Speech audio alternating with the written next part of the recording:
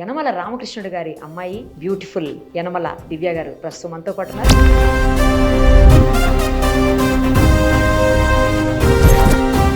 ప్రస్తుతం మనం తునిలో ఉన్నాం. ఇక్కడి నుంచి అసెంబ్లీలో టీడీపీ అభ్యర్థిగా పోటీకి రెడీగా ఉన్నటువంటి యనమల రామకృష్ణుడు గారి అమ్మాయి బ్యూటిఫుల్ యనమల దివ్య గారు ప్రస్తుతం మనతో పాటు ఉన్నారు. ఒకసారి ఆమెతో మాట్లాడదాం. నమస్తే అండి. మీరు మంచి ఫిజిక్, హైట్, పర్సనాలిటీ అంతా కూడా లేటెస్ట్ ఉన్న పాలిటీషియన్స్ లో చాలా బాగున్నారు. నా కాంప్లిమెంట్. ఎలా సాగుతోంది election campaigning? For now, everything is good and we are going in a positive manner. People are receiving us very చాలా వార్మ్ తోటి రిసీవ్ చేసుకుంటున్నారు. ఒక మహిళగా ఉమెన్ అంతా ముందుకు వచ్చి అమ్మ మీకే మా ఓటు, మీరు ఇంటికి వచ్చి మరి మమ్మల్ని అడుగుతున్నారు, వీఆర్ రెడీ ఫర్ యూ అని రెస్పాన్స్ అయితే it is very good. Actually వినటానికి కూడా చాలా బాగా అనిపించిందండి. దాదాపు 180,000 మందిని ఇప్పటికే మీరు కలిసి ఉన్నారు. 2 లక్షల ఓట్లు కూడా ఎక్కువ లేవు. గత కొద్ది కాలంగా మీరు కంప్లీట్గా పబ్లిక్ తోటే ఉన్నారు. అంతమందిని కలవడం అసలు 1-to-1 అనేది అమ్మో చాలా. నాకు 1-to-1 మోర్ కంఫర్టబుల్ అండి. స్టేజ్ మీద స్పీచ్ ఇచ్చే కన్నా 1-to-1 more interaction with people. అది mind set I can change. 1-to-1 కలిసి వాళ్ళ హ్యాండ్ టచ్ అవన్నీ 1-to-1 వాళ్ళ ఐ కాంటాక్ట్ ఒకటి, I maintain that eye contact. నాన్నగారు క్యాంపెయినింగ్ వస్తున్నారా లేకపోతే జస్ట్ సజెషన్స్ మాత్రమే ఇస్తా ఉన్నారా మీకు? డాడీ ఎక్కువ పబ్లిక్ మీటింగ్స్కి వస్తారు. ఇంకా 1-to-1 he hasn't started yet, but start చేస్తారు. సెకండ్ నుంచి తన ప్రోగ్రామ్ స్టార్ట్ అవుతుంది డాడీది. యాక్చువల్లీ మీ ఫ్యామిలీలో 4 సీట్లు ఉన్నాయి, 4 politicians గా ఉన్నారు అని చెప్పేసి ఒకటి నడుస్తా ఉంది. నిజమా? అలాంటిది ఏమన్నా ఉందా? అంటే పబ్లిక్ బయటకు వెళ్ళినప్పుడు కూడా ఏంటమ్మా ఇన్ని సీట్లు ఉన్నాయి లేకపోతే ఎంతమందికి ఇచ్చారు అని ఏమన్నా అంటున్నారా? లేదు, ఒక్కరి నుంచి కూడా నేను ఆ మాట వినలేదు అసలు. పబ్లిక్ కి వాళ్ళ ఒపీనియన్ అంతా వీళ్ళు పబ్లిక్ సర్వీస్ చేయడానికే వచ్చారు. ఆ క్వశ్చన్ అయితే నాకు అసలు ఎక్కడా రేజ్ అవ్వలేదు. మీకు అంటే డాడీకి కజిన్ వరుస అయ్యేటువంటి కృష్ణుడు గారు రీసెంట్ గా పార్టీ చేంజ్ అయ్యారు. దాదాపు 40 ఏళ్ల పైగా ఆయన ఇక్కడే ఉండి పబ్లిక్ కి అందుబాటులో ఉండి నాన్నగారి కనుసన్నల్లో అన్ని చేసినటువంటి వ్యక్తి సడన్ గా పార్టీ చేంజ్ అవటం తోటి క్యాడర్లో ఏమన్నా అసహనం కానీ లేకపోతే అసంతృప్తి కానీ లేదంటే అదేమన్నా నెగిటివ్ అయ్యే అవకాశాలు కానీ కనిపిస్తా ఉన్నాయా మీకు? కృష్ణుడు గారు వెళ్ళిపోవడం మాకు కొంచెం బాధాకరం. బట్ క్యాడర్ అంతా ఇంకా బలపడుతున్నారు. వాళ్ళలో అసహనం కానీ అవి ఏమీ లేవు. అసంతృప్తి కానీ లేదు, అసంతృప్తి కానీ అసలు ఏమీ లేదు. ఓకే, డాడీని డైరెక్ట్ కలవడం, వాళ్ళ ప్రాబ్లమ్స్ అవి చెప్పుకోవడము. అండ్ నాన్నగారికి ఇంకా తెలుస్తున్నాయి ప్రాబ్లమ్స్, కాన్స్టిట్యున్సీలో ఉండే ప్రాబ్లమ్స్ అవన్నీ. ఇదివరకు మీడియేటర్ లాగా ఆయన అడ్డుండేటోళ్ళు. సో కార్యకర్తలు ఆర్ వెరీ హ్యాపీ. కాకపోతే ఏంటంటే ఆయన ఏమన్నా కొన్ని ఓట్లని మీ దగ్గర నుంచి చీల్చేస్తారేమో, కొన్ని డైవర్ట్ అవుతాయేమో ఓట్స్ అని కొంతమంది అంటున్నారు. అట్లాంటిది ఏమన్నా మీకు అనిపిస్తుందా? అలాంటిది ఏమీ లేదండి. పబ్లిక్ కార్యకర్తలు వీరంతా డాడీని నమ్ముకొనే ఉన్నారు. కృష్ణుడు గారిని నమ్ముకోలేదు. వాళ్ళ డాడీని నమ్ముకున్నారు. So we have strong base. ఇవాళ మమ్మల్ని చూసి వాళ్ళు ఓటేస్తారు, మా సర్వీస్ ని చూసి వాళ్ళు ఓటేస్తారు. ఎవరు ఉన్నదని కాదు, మెయిన్ డాడీ మా సర్వీస్ చూసి ఓటేస్తారు. మీకు ఒక ట్రస్ట్ ఉంది కదా, ఎప్పటి నుంచో ట్రస్ట్ నడుపుతా ఉన్నారు. ఆ ట్రస్ట్ లో మీరు కూడా డైరెక్ట్ గా పార్టిసిపేట్ చేస్తూ ఉంటారని విన్నాను. ఆ ట్రస్ట్ ద్వారా ఇప్పటికే 80,000 మందికి పైగా ఉద్యోగాలు ఇవ్వడం, కొన్ని వేల మంది పిల్లలు మెడికల్ క్యాంప్స్ కానీ పిల్లలు కూడా బుక్స్ అలాంటివి అన్ని చేస్తా ఉంటారట కదా. ఎవ్రీ దసరాకి వసంత పంచమికి బుక్స్ పంచడం గానీ, అండ్ జాబ్ ఫేర్స్ పెడతాము, మెడికల్ క్యాంప్స్ పెడతాము, టెంపుల్స్ అవి బిల్డ్ చేసాము, హాస్పిటల్స్ బిల్డ్ చేసాము. యనమల ట్రస్ట్ అండి. యనమల ఫౌండేషన్. యనమల ఫౌండేషన్. ఇప్పుడు దాంట్లో దాదాపు 80,000 మందికి పైగా ఉద్యోగాలు మీ నుంచి వచ్చాను. వాళ్ళలో ఎవరన్నా ఎప్పుడన్నా వచ్చి మీతో షేర్ చేస్తారా వాళ్ళ ఎక్స్పీరియన్స్ కావచ్చు, లేకపోతే వాళ్ళు ఎంత హ్యాపీగా ఉన్నారు గతంతో పోల్చినప్పుడు ఇప్పుడు ఎలా ఉన్నారు, వాళ్ళ ఫ్యామిలీలో ఎంత చేంజ్ వచ్చింది, ఫైనాన్షియల్ గా కావచ్చు లేదంటే సోషల్ పరంగా స్టేటస్ కావచ్చు, ఎన్ని చేంజెస్ వచ్చినాయి మీతో మాట్లాడుతుంటారు? రీసెంట్ ఐ థింక్ నిన్న అనుకుంటా ఒక తను వచ్చి అమ్మ మీ వల్లనే మాకు జాబ్ వచ్చింది, మా కుటుంబం నిలబడింది. ఒక మనిషికి జాబ్ వస్తే ఆ కుటుంబం అంతా బాగుంటది. కరెక్ట్. ఆ కుటుంబం బాగుంటే ఊరు బాగుంటది. కరెక్ట్. అలాగా developing that's pyramid structure. So వస్తూనే ఉంటారు, కలుస్తూనే ఉంటారు, షేర్ చేసుకుంటారు. అలాంటప్పుడు ఏమనిపిస్తుంది? మాకు చాలా ఆనందంగా ఉంటుంది అసలు. అంటే వాళ్ళ కళ్ళలో కనపడుతుంది మాకు దట్ సాటిస్ఫాక్షన్. అది కరెక్ట్. వాళ్ళ మాటల్లో గానీ మాకు యాడెడ్ పాయింట్ అది. Correct. More to serve, give service more, ఇంకా ఎక్కువ సర్వీస్ చేయడానికి. ఎప్పుడన్నా అలాంటి వాళ్ళ ఇంటికి వెళ్తూ ఉంటారా పిలిస్తే? డెఫినెట్. డెఫినెట్ ఇవన్నీ మళ్ళీ డాడీతో పిలుస్తా ఉంటారు. పిలిచి వెళ్తా భోజనం ఉంటారు. పెట్టడం అట్లా భోజనం వాళ్ళ పెట్టడం, ఏదో అవును. వాళ్ళ చేతగా ఇంకా మా తూర్పుగోదావరి మర్యాదలు వేరే ఉంటాయి కదా వేరే అవును. డాడీతో కూడా మీరు షేర్ చేస్తారా, డాడీ ఇలా పలానా వ్యక్తి వచ్చారు మాట్లాడారు ఇలా చాలా హ్యాపీ ఫీల్ అయ్యాను డాడీ నేను ఒక్కసారి బయటికి వెళ్ళి రాగానే మొత్తం డే అంతా డాడీ అడుగుతారు వాట్ హ్యాపెన్, అడుగుతారా? ఎవరెవరిని కలిసావు, నువ్వు ఏం చేసావు, ఏం పెట్టారు అన్ని అడుగుతారు. మీ ఫ్యామిలీలోనే ముగ్గురు నలుగురికి పదవులు పోస్టులు ఇచ్చారని చెప్పేసి ఒక కామెంట్ మీ అపోజిషన్ నుంచి వస్తా ఉంది, ఒక కుటుంబానికి ఎన్ని ఇస్తారా అని చెప్పి. సో వాళ్ళకి ఏం ఆన్సర్ చేస్తారు మీరు? పబ్లిక్ సర్వీస్ నమ్ముకున్న ఫ్యామిలీ అండ్ మాకు పర్సనల్ ఎజెండా అంటే ఉండదు. ఎప్పుడు పార్టీ ఎజెండానే ముందుకు తీసుకుపోతాం పబ్లిక్కి. ఆ పార్టీ కూడా మనల్ని అలానే గుర్తించి అలానే ఇచ్చింది మాకు కూడా, మా ఫ్యామిలీకి. రైట్ పర్సన్ కాకపోతే ఇవ్వరు కదా, యూ డిజర్వ్ ఇట్, అందుకే ఇచ్చారు. నేను కార్యకర్తలు కూడా చెప్పేది ఒకటే, పర్సనల్ ఎజెండా అనేది వద్దు, ఓన్లీ పార్టీ ఎజెండా. మన పార్టీ ఎజెండాని పబ్లిక్లోకి తీసుకెళ్ళాలి. ఏ పని చేసినా పార్టీని గుర్తుపెట్టుకొని చేయండి. పార్టీకి పాజిటివ్ అవుతుందా నెగిటివ్ అవుతుందా, పాజిటివ్ అయితే you go forward. Personal agenda అయితే అసలు ఎవరికి వద్దు. మేము ఇన్నాళ్ళు ఈ కుటుంబంలో పాలిటిక్స్లో ఉన్నది నిలబడింది దాని గురించే. కరెక్ట్, దానివల్లనే. దానివల్ల నాన్నగారు చాలా ఎక్స్పీరియన్స్డ్, అలాగే మీరు కూడా గత కొద్ది కాలంగా పార్టీ కార్యక్రమాల్లో తిరుగుతాను. మీరు మేబీ ఇంతకు ముందు అంతగా ఇంటరాక్ట్ అవ్వకపోయి ఉండొచ్చు, కానీ గత కొంతకాలంగా మాత్రం మీరు అందరితో కలిసిపోతూనే ఉన్నారు. సో ఇదంతా మీకు ఏ రకంగా హెల్ప్ అవ్వబోతోంది ఇప్పుడు ఏ ఎలక్షన్స్లో? డాడీతో ఇంత ముందు వెళ్ళాను కార్యక్రమానికి, బట్ ఎప్పుడు కూడా నేను వెనకాలండి మేనేజ్ చేసేదాన్ని. వెనకాల ఉండడం, daddy was in the front ఎప్పుడు. కానీ ఇప్పుడు మటుకు పబ్లిక్ తోటి డైరెక్ట్ ఇంటరాక్షన్ అవ్వడము, వాళ్ళ ప్రాబ్లమ్స్ తెలుసుకోవడం అవన్నీ తెలుసుకుంటున్నాను. డాడీ అంత ఇంట్రెస్ట్ చూపించలేదు పాలిటిక్స్ లో వస్తానంటేనా?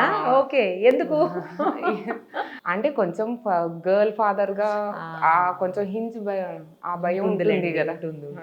మరి మీరు ఇప్పుడు వస్తాను అని గట్టిగా చెప్పారా డాడీకి? చెప్పిన తర్వాత ఏమన్నారు? చాలా గట్టిగా చెప్పాం, దిస్ ఇస్ మై టైం, నేను రావాల్సిందే అంటే వచ్చేసి ఇంకా అని చెప్పేసి గ్రీన్ సిగ్నల్ రావాలండి. అందులో లేడీస్ కూడా ఖచ్చితంగా రావాలి. డెఫినెట్లీ ఉమెన్ ఎంపవర్మెంట్ అనేది జరగాలి. ఇప్పుడు ఎంకరేజ్ చేస్తున్నారా ఫుల్ గా? ఇప్పుడు completely, once daddy is committed అంతే. ఇంకా నెక్స్ట్ ఇంకోటి ఏంటంటే, తునిలో ఇక్కడ ఎవరైతే సిట్టింగ్ ఎమ్మెల్యే ఉన్నారో గత కొంతకాలంగా పాలిటిక్స్లో చాలా సీనియర్, మీకు సూపర్ సీనియర్ మీకు. సో మీరేమో జూనియర్, కొత్తగా వచ్చారు. ఇక్కడ ఉన్నటువంటి ప్రాబ్లమ్స్ మీద కానీ లేకపోతే ఇక్కడ ప్రజలకున్న ఇష్యూస్ మీద కానీ మీకంటే ఆయనకి ఎక్కువ అవగాహన ఉంది. కొత్తగా వచ్చి ఏం చేయగలుగుతారు, పైగా ఎప్పుడు ఎక్కువ హైదరాబాద్లో ఉంటారు, ఆమె అందుబాటులోనే ఉండరు, లోకల్లో ఉన్నటువంటి ప్రజల కాన్స్టిట్యున్సీలో అందుబాటులో ఉండరు, నేనైతే ఇక్కడే ఉంటా, ఇక్కడే అందుబాటులో ఉంటా, ఆమెను గెలిపించినా కూడా యూజ్ ఉండదు అని చెప్పేసి అటు ప్రత్యర్థులు మీ గురించి మాట్లాడుతున్నటువంటి మాటలు, వాటికి ఏం ఆన్సర్ చేస్తారు? ఫస్ట్ పాయింట్, ఇక్కడే ఉంటాం మేము, ఇల్లు కట్టుకుంది కూడా అందుకే.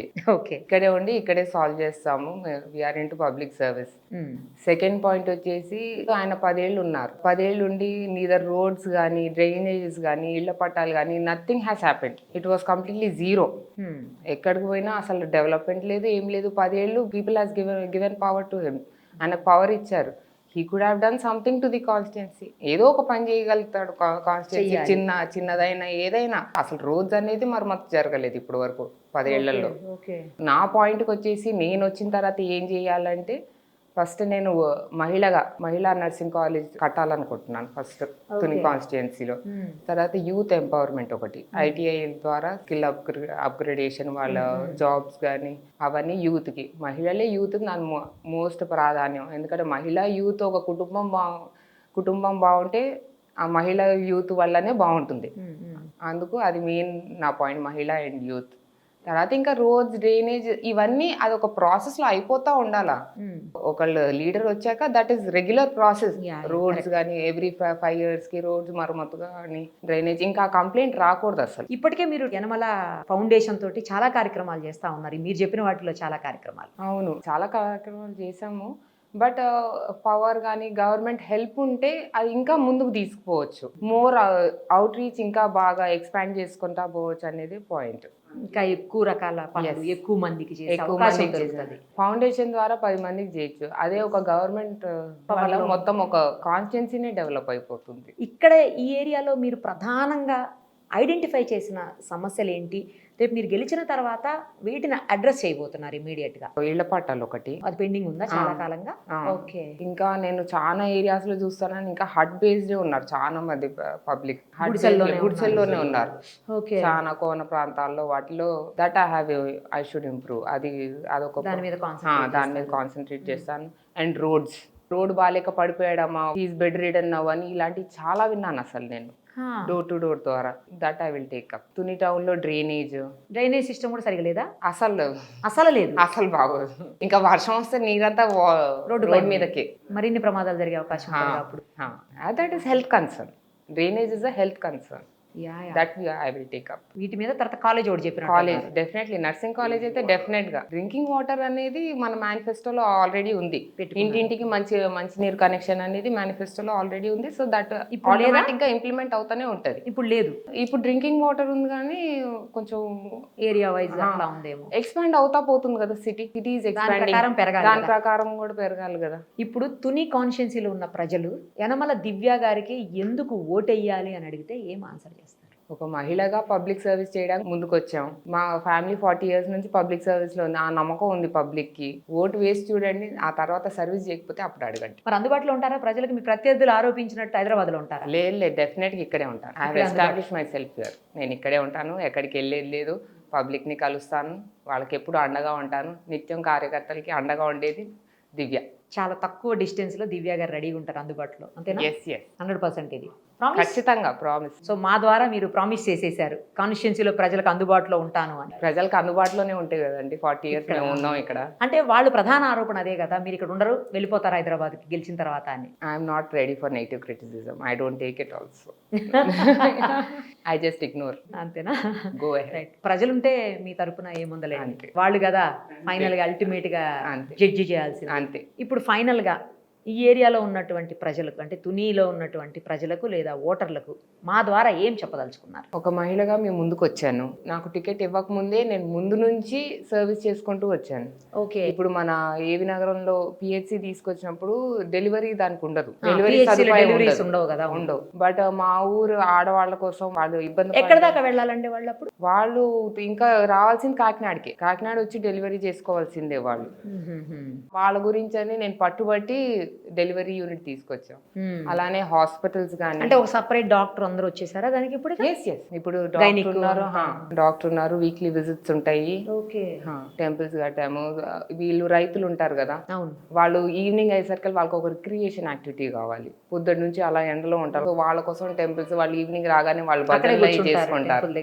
హ్యాపీగా భజనలు అవన్నీ చేసుకుంటారు. తర్వాత హాస్పిటల్స్ ఒకటి, మరి డిగ్రీ కాలేజ్ ఒకటి, మన పెరుమాళపురంలో డిగ్రీ కాలేజ్. అంత ముందు లేకుండా? లేదు. ఎప్పుడు కట్టారండి ఆ కాలేజ్? గర్ల్స్ వీళ్ళంతా ఒక 10-15 kilometers నడిచేవాళ్ళు ఒక కాలేజ్ డిగ్రీ చదువుకోవడానికి వెళ్ళడానికి.